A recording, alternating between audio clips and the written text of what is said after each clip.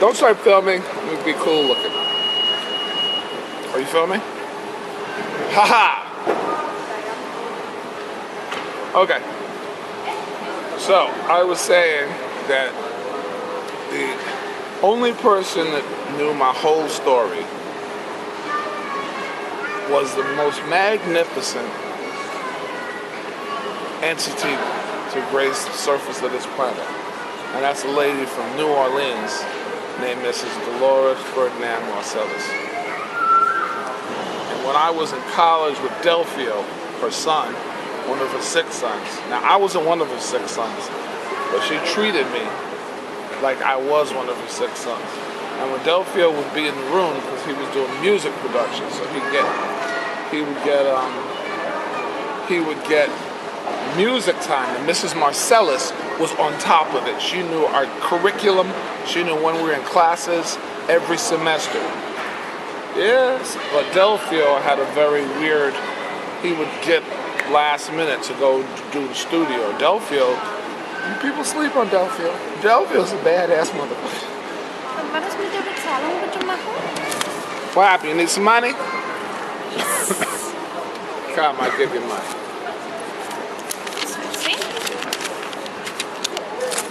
Are you paying for the whole thing?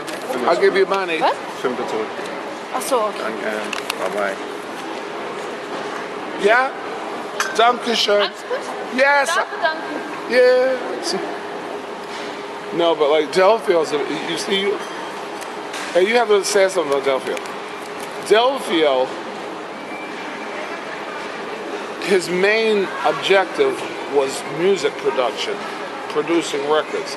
And I swear to God, you don't know, but if you in secondary was playing trombone, but I'm the proudest of Delphio. I love Delphio like a brother, more than a brother. Delphio would sit there, this is before computers, and he would be in the studio and they would record, and he would splice with razor blades and the tapes and edit that shit. And you're like, God damn. And if you want to know how badass Delphio is, you should get Wes Warm Daddy Anderson live at the Village Vanguard. That's a good story. Because I was living with Wes while we were practicing root progression. And and Wes, we would sit in Wes's garden, Wes's desert garden. And I said, Wes, how come there's no trumpet player? Because there's a trumpet player playing on like, you know, they're playing different songs. And there's a trumpet player.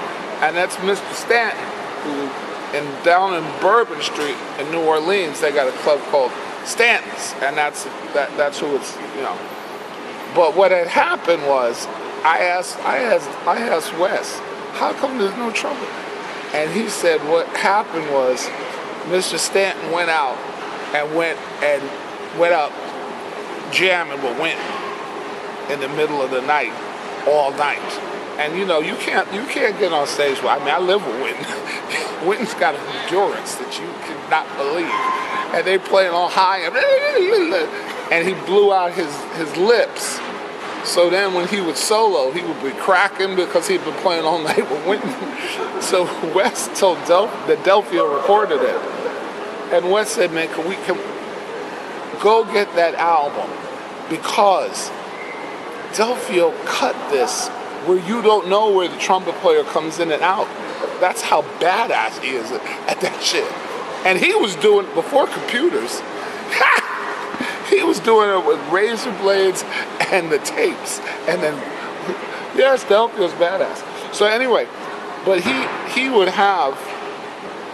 had a bad schedule. So his mother would call for him, and when she knew he would be there, but to my good fortune, he wasn't there. He'd have a recording session, have a gig, he was, you know, whatever. And she would it was a running joke between me and Mrs. Marsalis. She would call the room and say, Delphio, are you there? Delphio, pick up the phone. Delphio, are you there? And then, you know, and then she would say, she always said it the same way. Michael, I know you're there. Pick up the phone. I said, you can pick up the phone. It's Mrs. Marsalis. You can pick up Delphio's phone.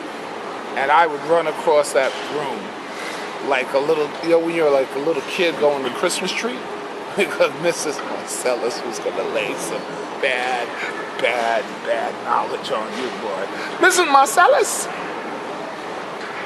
you're talking an intellect that far surpassed Albert Einstein, and I want to tell you one story. And you can. I was befriended by the guy who ran the MIT Media Lab. Steve Benton used to come hear us play at Wally's, and he gave me a reading list, right, of books to read about optical physics and so on. And his one book was the top of the list. It was called Gödel-Escher-Bach. Do you know Steve Coleman, who that is? Steve Coleman, I did an album cover for Steve Coleman, and Steve Coleman told me to read the book too, but I had read it already, because Dr. Benton, Dr. Steve, he told me, and I used to hang out at MIT with him and, you know, all do with the holograms. And what happened was, so Mrs. Marsalis, I was talking to her on the phone, and I told her all of this, and she was very intrigued. They're very, they like knowledge, the Marsalis people. And she said just what Winton says to everybody. She said, "What are you reading?" And so I thought I was going to floor Mrs. Marsalis. And I said, "I'm reading this book called Gödel-Escher-Bach." Get this. You know what she says? "Oh, that's a great book." And I'm like, whoa, Mrs. Marsalis. But not only had she read the book, and that's a hard, pick it up. Do you know Gödel-Escher? That's a very complicated book. But not only, she knew the chapters of the book, man. She was like, "Michael, you have to check out this chapter with the what's it, Mercury and the Tortoise." She knew the chapters of the book. Only hackers and programmers read Gödel-Escher-Bach. How Mrs. Marsalis read that book? And that I got stories about each one of the Marsalises like that. Okay, that's the first one. But then I got one. You want to know my Branford story? That's some fucking badass shit. Okay, so we were in college, and Branford and Winton and Dr. Butler at CBS Records, I think it was George Butler, they did a panel discussion at the music college, right? And so Winton, being Winton, after the discussion, he went to take care of business. Winton is a businessman, all right? He'd take care of business. Well, Branford, he went to the edge of the stage to greet all of the music students, right? Now this is gonna freak you out. Yo, Sugar Man, this is gonna freak you out. So I waited my turn, and I went and he's up on the stage, and I said, "What's up, Branford?" "Mike Bears, and I'm Delfield's roommate." And he's like, "Mike Bears." And you know what he asked me? "Is there a Dragon's Lair? Do you know the game Dragon's Lair?" He says, "Is there a Dragon's Lair game around here?" And I was like, whoa. "Yeah, there's one at the pizzeria, Cosmo's Pizza down." And he's like, "Man, meet me there in 20 minutes. Now, there was this Jewish kid who was a badass guitar player named Benjamin. I remember that. I don't remember his last name. And Benjamin had heard this. So Benjamin got over there before us. And then I met Branford outside.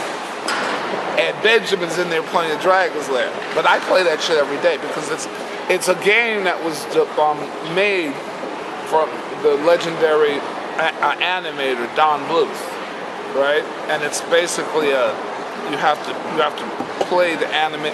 So Benz was playing, and me and Branford were watching him, and we talking, and obviously he went there so Branford he wanted to get a gig with Branford. That's okay, I'm not hating on him. And what had happened was,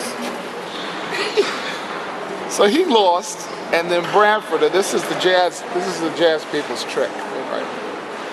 Branford says, "You go first." And I could get through half the game, but then I lost then it was Branford's turn.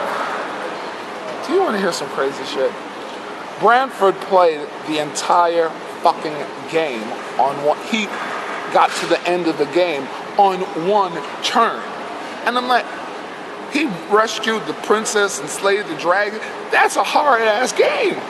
They're all like that. Branford, Winton, Belfield, Jason, I can tell you some. Yeah. And Boya, I've sat in their house with Mr. and Mrs. Marsalis and Boya. And I work with special needs kids. That's something I do. Boy, I've seen some amazing things with the Marsalises. Yeah. But that Branford story's good. He won the Dragon's Lair. Now I'm going to do a song called In the Dragon's Lair with Steep. Is that a good jazz story? He won the game.